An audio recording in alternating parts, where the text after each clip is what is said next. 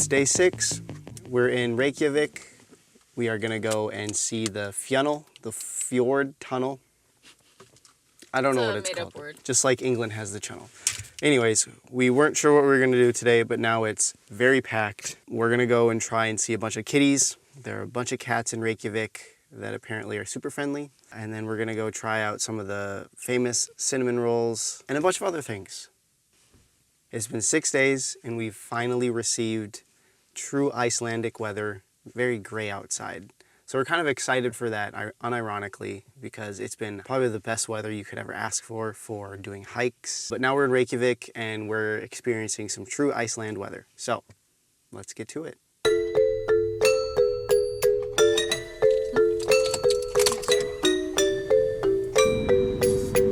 We are approaching the Fjordr tunnel, which was opened in 1998. It's a 5,700 meter long tunnel that drops about 540-ish feet. This thing is incredible. It's so cool. It goes so far down and so long, and it goes under the fjord. It's just like the English channel. That's why I call it the Fjöll. And there's the entrance right there. Here we go.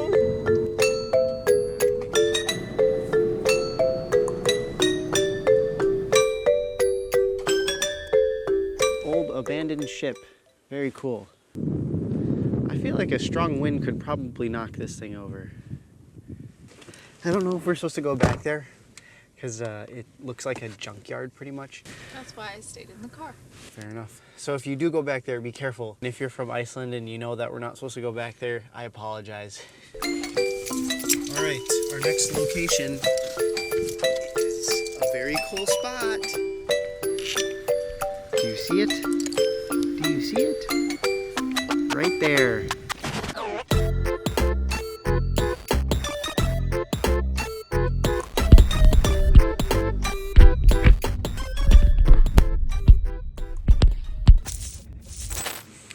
All right, I'd like to say we move quickly, but that would be a lie. Anyways, we are back in Reykjavik downtown, and we're gonna go exploring a little bit. We're gonna try and see some kitties, taste some food, maybe catch a show, who knows? Let's go check it out.